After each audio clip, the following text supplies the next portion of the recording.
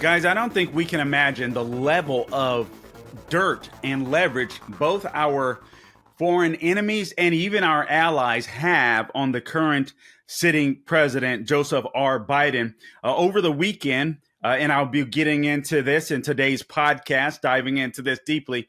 But over the weekend, or right before the weekend, it was revealed that Joe Biden had at least 3 aliases that he used for private email sending, private email forwarding, while he was the vice president of the United States. And he often copied, or Hunter Biden was often copied on those emails. So 3 names, 3 aliases that then Vice President Joe Biden used in order to forward government business to his son, Hunter Biden. Those names included Robert L. Peters, Robert Ware, and J.R.B. Ware, as in Joseph R. Biden. Not only that, I'm just reading headlines from Breitbart that 6 Obama administration officials used alias emails that included Obama himself, Hillary, Eric Holder, Lynch, the then Attorney General, Jackson, and Biden. This is unprecedented. There's no telling how much dirt and leverage, again, our enemies and allies alike have on us, or have on the former Biden administration, or the former Obama administration officials, and the current Biden administration officials.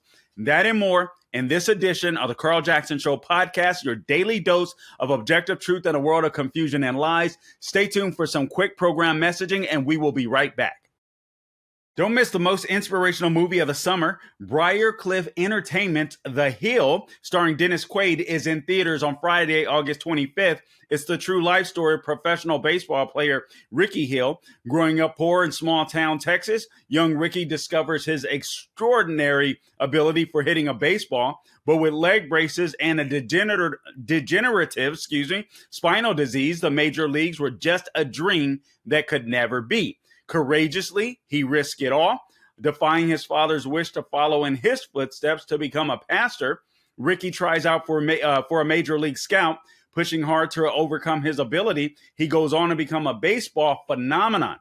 Some dreams are unbreakable. The Hill, starring Dennis Quaid, Colin Ford, and Scott Glenn. The true inspirational story about family, faith, and a baseball miracle. Don't miss The Hill. It's rated PG. And again, it's in theaters this Friday, August 25th. Get your tickets now. Welcome back to the podcast. Please be sure to follow me wherever you go, or to subscribe wherever you go to get your podcasts. Apple, Google, Spotify, YouTube, Rumble, wherever you are. Please subscribe. We would certainly appreciate that. If you're able to rate and review us, give us the highest score possible. That'll help us to move up the charts. Also, all things social media. I'm on Instagram. I'm on Twitter. I'm on Facebook. I'm on Truth Social. You can find me there at The Carl Jackson Show. And also, today's show is brought to you in part by MyPillow. Mike Lindell at MyPillow.com has built an amazing business, and he's got an amazing deal available to my listeners. All you have to do is go to MyPillow.com, click on the radio podcast square that's at the top of the page, or give them a call at 800-858-0263. Again, that number, 800-858-0263. What'll happen is, you have deals that are available to you right now. A MyPillow queen size for only $19.98. It typically sells for $69.98, but for you, again, $19.98. If you want a king size, that is only $29.98. And also, all things that are on MyPillow are available now to you for deep discounts when you use the promo code Carl, C-A-R-L. All right, so again, go to MyPillow.com, click on the radio podcast square at the top of the page, or give them a call, 800-858-0263, 800-858-0263, and use my name. All of these products come with a 10-year warranty, a 60-day money-back guarantee. You're going to get deep discounts on my slippers, mattresses, bed toppers, you name it, pet beds, my slippers.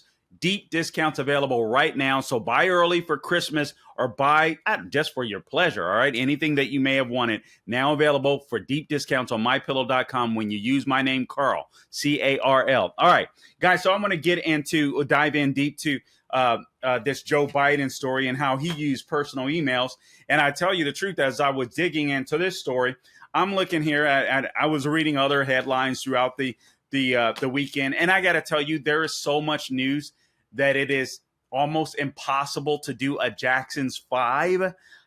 So I can tell you that there were probably 15 headlines and articles that interested me, but I wanted to narrow it down to the best of my ability to some of the things that are going to be most important for today, if that's even possible.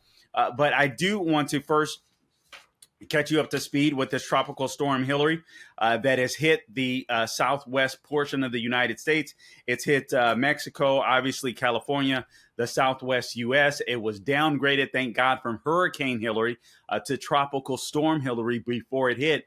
But the issue that they're having in places like California and some parts of Mexico is massive flooding. If you've gone online, you've been able to see some of the massive flooding in places like Palm Springs, which is a straight up desert, and it is flooded. And oftentimes for those, they haven't experienced a hurricane in California, particularly Southern California area, for just over 80 years. So we know the global warming alarmists are going to go nuts with this one. I'm sure they have already. But the bottom line, tons of water, tons of flooding. And the winds weren't as bad. Thank God. Again, it ticked down to a tropical storm rather than a hurricane. But that does not mean that there isn't going to be a lot of damage done. When flooding comes, power obviously can still go out. There can be low-lying lines that can cause death and injury, so on, etc. Not to mention the flooding and the mold and all that kind of stuff that can take place. Thank God in Florida, in California, I was going to say in Florida because I'm obviously in Florida. There's dry heat, so hopefully they won't suffer as much mold and bacteria as we would here in the South. But that is something to be concerned about. Also, there was this interesting story that I want to share with you that hit over the weekend that I thought was just, I don't even know what to think of it except to say that I don't blame them. Let me pull it up on my phone real quick. But apparently a Proud Boys member has disappeared, hat tip to the Blaze. Let me try to pull it up. My phone. All right, so a Proud Boy member disappears ahead of his sentencing for his for J6 crimes. Now, I got to tell you, I don't blame him. I'll be frank with you. I simply don't blame him. I hope that doesn't get me in trouble. It probably will. But that is the absolute truth. So Proud Boys member Christopher Worrell, who was found guilty of 7 charges in connection with pepper spraying a police officer during the J6 2021 riot at the U.S. Capitol, was supposed to be sentenced last Friday in Florida. Prosecutors were asking for a sentence of up to 14 years. This guy is no spring chicken. I'm looking at a picture of him on the Blaze. So he's no spring chicken. And he was looking up to 14 years for allegedly pepper spraying a police officer. Now, I've not seen the video. I've not read anything regarding that particular case. But suffice it to say, I do not trust the FBI. I don't trust the Capitol Police. With whom was in charge of it, at least during that period of time. Obviously now Speaker McCarthy is in charge, so they wouldn't be allowed to get away with some of the corruption that they got away with under Nancy Pelosi. But it says he sprayed the officer with pepper spray. 7 different charges as it relates to that. 14 years. I'm sorry, up to 14 years in prison. Listen, no one should attack a police officer. That's dumb. That's stupid. That's not worthy of 14 years in prison. And I'd like to see the video. I'm sorry, I'd like to see the video. Did he pick up a canister, spray in a general direction, and it hit a police officer? Did he spray directly in the police officer's face? I'm not sure. However, Worrell disappeared and is now a fugitive from justice. This according to the AP. He had been placed on house arrest since November of 2021. Listen to this. When federal judge Royce Lamberth, who also presided over Worrell's criminal trial, found that Worrell had been deprived of his rights by prison officials in D.C., Lamberth determined that those officials had willfully delayed treatment for Worrell's broken hand and his non-Hodgkin's lymphoma. He found them in contempt and ordered Worrell released to house arrest. Since that time, Worrell has been living at his home in Naples, Florida. Naples, Florida is a well-to-do area. I'm assuming Worrell may be. However, Worrell did not show up for his sentencing and has apparently disappeared, along with the woman who was listed as his custodian during his house arrest. I don't blame him. I don't blame the guy. All right. It's a sad state of affairs. But the punishments that you're seeing that are being laid out for J6 protesters compared to what you're not seeing for Biden is absolutely amazing. As a matter of fact, Hunter Biden, the news broke over the weekend as well. He was going to seriously be escape prosecution when it came to even the tax crimes, the tax evasion crimes, and the gun charge.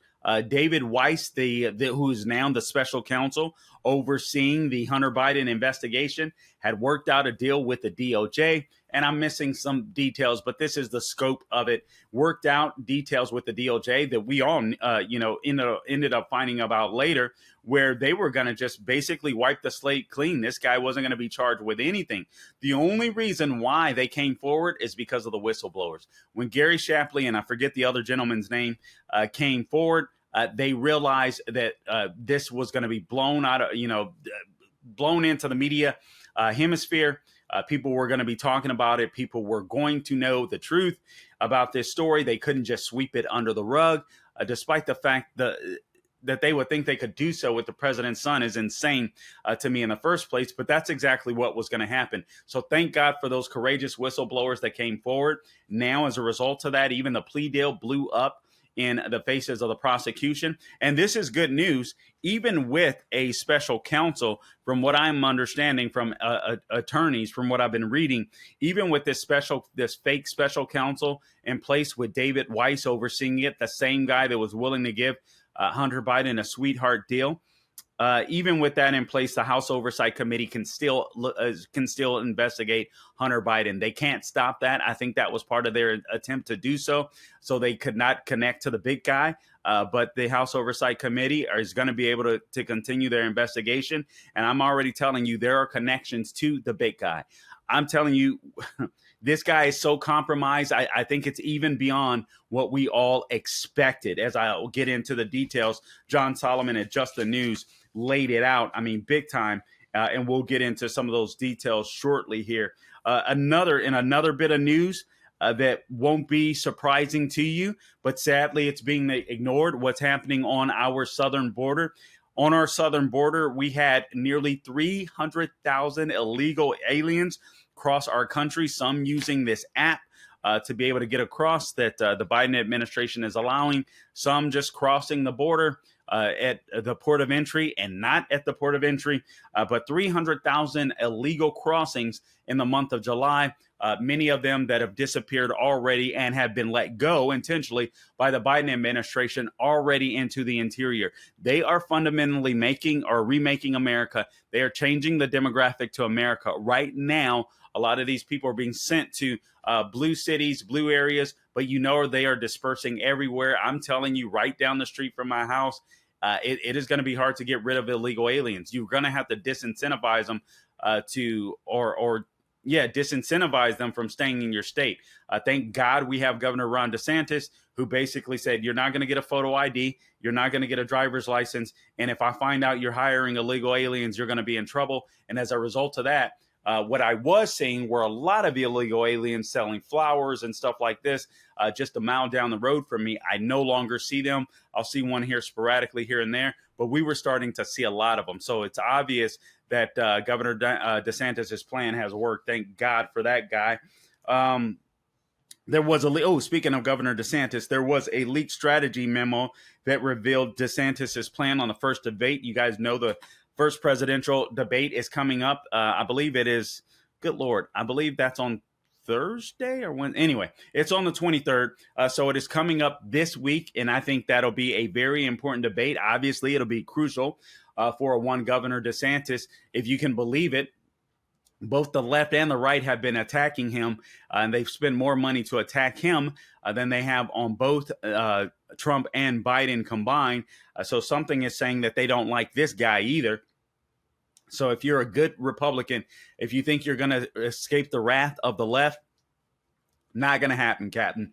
And then in Governor DeSantis's case, the wrath of the right too, that despise him for jumping in the race when President Trump is running. President Trump at this point is saying that he's not going to attend. He's going to be doing an interview with Tucker Carlson instead. So we'll see what happens. But regardless, this is going to be an extremely crucial debate for these other candidates. Again, specifically, I think Ron DeSantis has to shine. There's no doubt about it in my mind. Vivek Ramaswamy is nipping at his heels. These other candidates could possibly catch fire. I got to be frank with you. I'm not interested in any of the other candidates. I'm not even interested in Vivek at this time. Vivek, I'll admit, I donated to his policy as well as his campaign, as well as the others that I liked. And there's four. There's Trump, there's DeSantis, there's Larry Elder, there's Vivek Ramaswamy. But as more news has come out that I see the right intentionally ignoring, it's really insane. I've never seen anything like this from the right or the left. But where Vivek has some connections to George Soros Fellowship, or has at least in the past, which and I'm not saying he's a George Soros acolyte that's in this race. That's not what I'm saying. He's a brilliant man with great ideas. I love a lot of his ideas, but that alone makes me a little nervous, not to mention his own his own basically medical company, if you will, or pharmaceutical biomedical company that he had that was instrumental in they were still communicating with George Soros during COVID. He was on the board of an Ohio board, just like we had out here, that were just kind of mitigating the COVID response. He was on the board in Ohio. He was one that recommended some of the lockdowns there. That's just insane to me. So just based on that alone, not to mention he came out recently, he was for Juneteenth and then he was against it. I just wonder how much is the true Vivek and how much is a very brilliant guy that is now conservative, but whose mind is shifting. His policies, his ideas are evolving, and he's so great at being an entrepreneur. He's able to kind of be a visionary and get ahead of some of the topics. I wonder how, I just don't know how much is real. So I would vote for him over Joe Biden, obviously in 2024, but I'm out on him. So for me, it is Trump, DeSantis, Larry Elder, and I'm 50-50 on Trump and DeSantis. I know a lot of people hate DeSantis. I absolutely love the guy, and I think he would make an amazing president, and that is even now. So we'll have to wait and see what happens. Obviously, Trump is the odds-on favorite, but we'll have to wait and see what happens. In Iowa, the race is a little closer, even though Trump is still substantially ahead. Now, is there anything else that the leaked memo? All right, so the leaked memo, and I think this is strategery on DeSantis' campaign's part. I think people have got this story all wrong. So the memo says basically to defend Donald Trump, which he should, because Donald Trump is in the middle of a persecution, not a prosecution. We've all heard that, and I believe I agree with that as well. All right, so he's in the middle of a persecution, not a prosecution, and I think that should be defended. Governor DeSantis has a good record on getting rid of some of these woke DAs, and every Republican state ran by a Republican governor should be doing the same. Wherever they can go to get rid of woke DAs, state attorneys, and all this kind of stuff, they should do it, all right? We can't mess around with these commies anymore. They need to go after them, or these fascists, if you will, that love the power, love the accolades, so on, etc. But the memo was go after Vivek Ramaswamy, defend Donald Trump. I have a feeling. Listen, guys, politics is political theater too. I have a hard time believing, all right, that this memo was unintentionally leaked. All right. I don't think it hurts DeSantis. So anyway, they'll be looking for that, and perhaps as a result of that, that would cause Vivek to prepare in a different way. But I just my speculation, that was intentional. Another story that I think is very huge that you need to know about, especially in light of the tropical storm tropical storm Hillary that just hit California. You guys know the left will use this to their advantage, right? Global warming, all this kind of stuff. Even though that the average surface temperature of the Earth's surface has not changed, despite the fact that we had some record-breaking temperatures this summer in many places. It's amazing, though, how what the scientists, the experts are doing.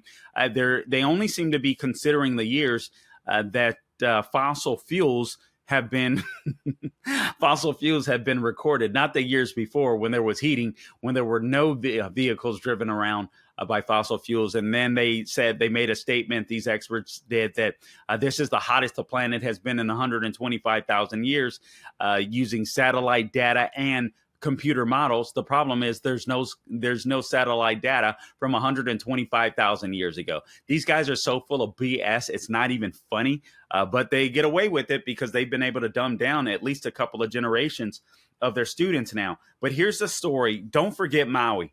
The left, I guarantee you what the left wants to do is they want you to forget Maui. They want you to forget those wildfires. Here's what you need to know. Again, just to reiterate, those wildfires were not a result of ultimate global warming, which is what the idiot governor said in Hawaii. Those fires were a direct result of a very incompetent Democrat party running the state of Hawaii. And they are trying to escape accountability.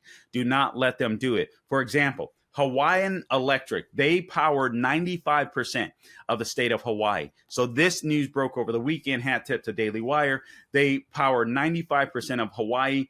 Well, guess what?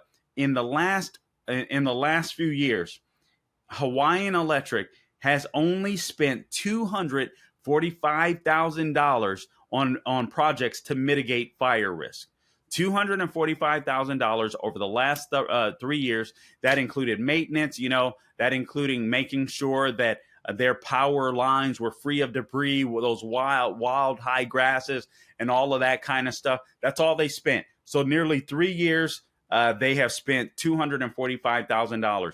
That was from 2019 to 2020 to make sure their stuff is, tip top in shape. Disaster free from wildfires, so on, etc., maintained properly. Know how much they spent in 2019 through 2022, just to reiterate, $245,000 Hawaiian Electric spent. In 2018, they spent $84 million. That's probably closer to what should be spent annually in order to protect Hawaii from wildfires. But for some reason, Hawaiian Electric isn't doing that anymore. Oh, actually, I know the reason. They've been forced, their hands have been tied by the Democrats there. This is a story that nobody is talking about. Their hands have been tied by the Democrats there, who in their state legislature incentivize Hawaiian Electric to go green. They want them to be 100% green within a very few short years. I believe it's by 2030, if I recall correctly. They want them to be 100% green. So Hawaiian Electric has moved all of their resources and focused virtually all of their energy to trying to go green, as opposed to taking care and maintaining the systems and improving the systems of which they currently have. And when they go green and they meet a deadline, the state government gives them bonus money. When they don't, they get fined up the wazoo. So Hawaiian Electric has been on a speed race to make sure they go green, so they don't keep getting fined by the state government. Haven't heard that, have you? So those wildfires, completely the fault of the Democrat Party, and they need to be held accountable. Hawaiians, I got any Hawaiian people listening? Man, do not vote Democrat. I know they say they love you. They don't. All right? They don't. Now, let's get on to the topic at hand. This is very important. So just the news over the weekend revealed that Joe Biden had 3 names that he used in private emails. He would send government business to his son, Hunter Biden, using these private emails. Those names, the names that he used were Robert L. Peters, which I mentioned to you last week, but there were 2 others discovered. Robert Ware, W-A-R-E, and J.R.B. Ware, W-A-R-E. J.R.B., obviously, the now president's initials, Joseph R. Biden. Here's the summary. In late 2014, November of 2014, all right, before the rest of the world knew that American Martin O'Connor was about to be released from detention in Turkey, the U.S. Embassy in Istanbul sent an email to the State Department that was then forwarded to senior advisors to then VP Joe Biden, the Obama White House point man for foreign policy crisis. So the email to the top Obama officials from the U.S. Embassy, again, from the U.S. Embassy in Istanbul, that was sent to the State Department read as like so. Quote, the lead attorney for Mr. O'Connor reports that the court granted the detention appeal and he expected Mr. O'Connor to be released from jail today, barring any unforeseen problems, close quote. All right. This was the U.S. Embassy, again, in Istanbul, that had wrote an email that got forwarded to top Obama administration officials, security and diplomacy officials, including the current Undersecretary of State, Victoria Nuland. Now, the email goes on. Mr. O'Connor, again, that was about to be released from detention in Turkey at the time, Mr. O'Connor will not be allowed to leave the country until his next hearing, which is set for December 11th, 2014. The lawyer expressed confidence that he will be able to leave after that hearing. The attorney is handling his release arrangements, pickup and temporary housing near his law firm's office. Istanbul consular plans to speak with Mr. O'Connor after his release, close quote. Now, listen to this.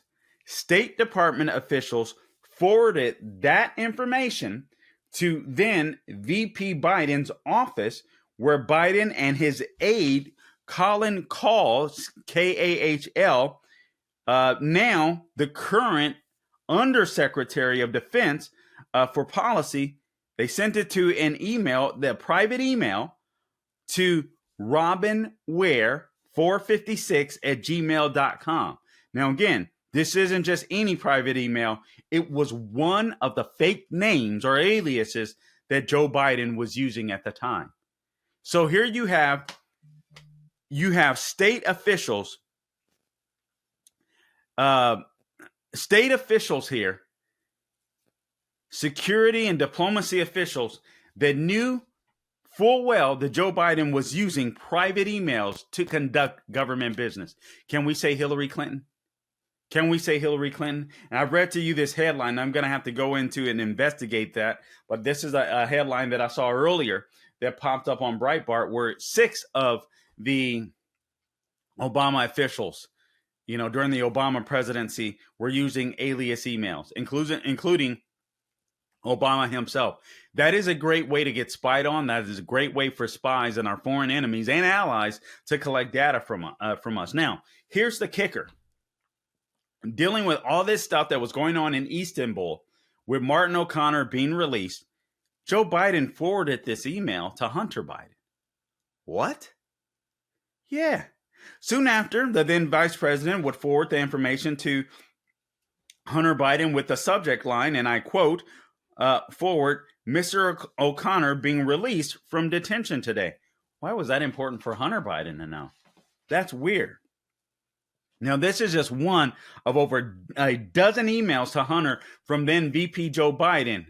All right, Just the News has reported. This is insane. How his personal email accounts were sometimes used during his first White House tenure to forward government information or discuss government business with his son, according to John Solomon of Just the News. This is why Representative James Comer is demanding that the National Archives turn over unredacted copies of all emails Joe Biden sent to Hunter Biden and his top business partners during his time in the Obama administration. They want it unredacted. They want all of this information out so that they can read it. I think it's called special access, if I recall correctly, where they get all of the information that they're asking for and unredacted. Here's a quote from James Comer's letter to the NARA head, which is a woman by the name of Colleen Shogum. It says, the committee's need for these vice presidential records is specific and well documented. The committee seeks to craft legislative solutions aimed at deficiencies it has identified in the current legal framework regarding ethics laws and disclosure of financial interests related to the immediate family members of vice presidents and presidents, deficiencies that may place American national security and interests at risk, close quote. All right. Even the staffers knew that Joe Biden was using a private email. Comer's inquiry, according to Just the News, was prompted by an email that was quietly released in January of this year as part of the Obama presidential archives. In it, a White House staffer writes Joe Biden on a personal pseudonym email account named Robert L. Peters. Again, that was just one of three names. About a planned call with then, listen to this, a staffer knew about this. And he communicates with Joe Biden to his personal email account, his alias, Robert L. Peters, about a planned call with then Ukrainian President Petro Poroshenko. The staffer copied Hunter Biden's email address to it as well at Rosemont Seneca Partners. Hunter was serving on Burisma's board at the time that this occurred, and that was already Burisma, the Ukrainian gas company, was deemed to be corrupt by the Obama-Biden State Department. These people are so corrupt and so leveraged. It's in compromise. It's unbelievable.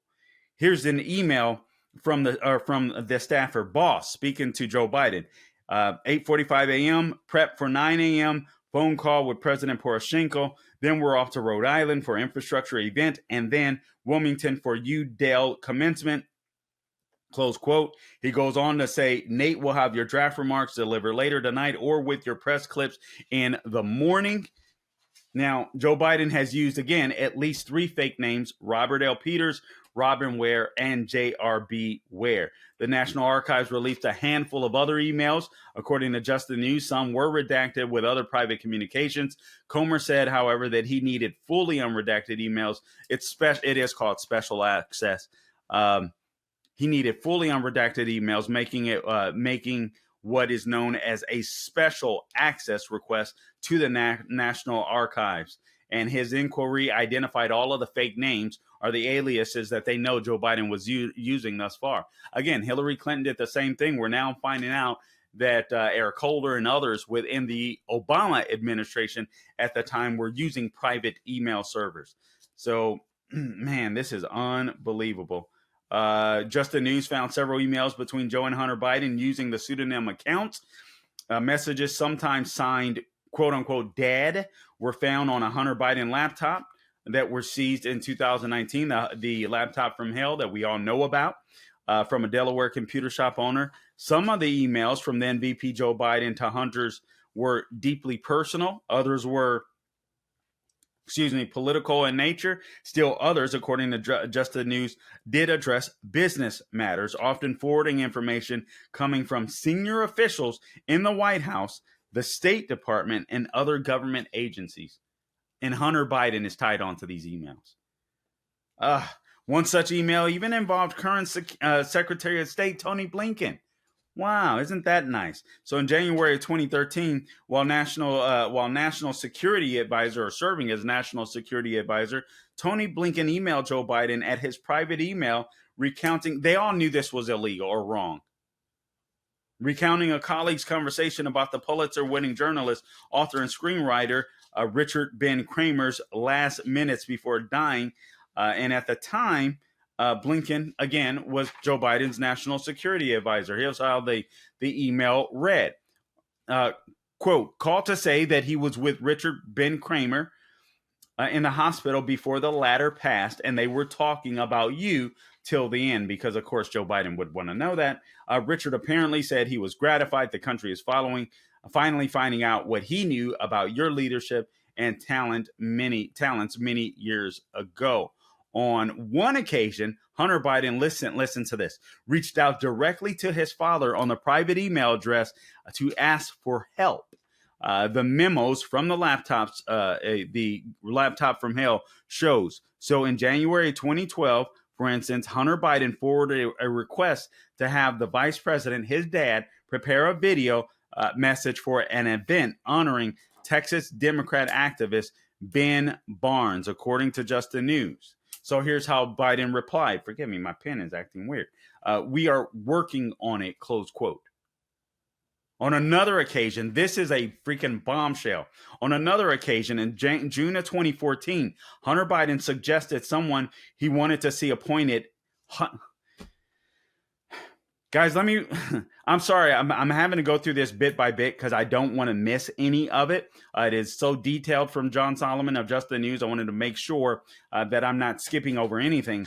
But this part to me is especially damning. So on another occasion in June of 2014, Hunter Biden suggested someone he wanted to see appointed as a detailee to the Treasury Department. A crackhead, Hunter Biden, is telling his dad whom he would like to see appointed to the Treasury Department in one of these private emails. And he says, quote, before you fill the position, please talk to me, close quote. Crackhead son says that to his vice president father, Joe Biden, before he fills a Treasury Department position. And Joe's response to that was, call me right away, Dad, quote unquote. Now, Joe Biden was considering running for president at the time.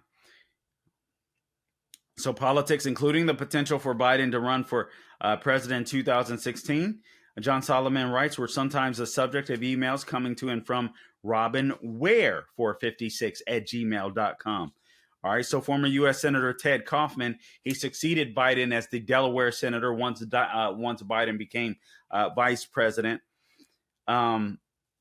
Who succeeded Biden as a Delaware senator after serving decades as his chief of staff. So he served as his chief of staff while Biden was on the Hill as a senator. He sent an email on November 3rd of 2014 that included a Wall Street Journal article that was negative to Hillary Clinton. That was because she was going to be a potential contender in the 2016 election, or headed up to the 2016 election.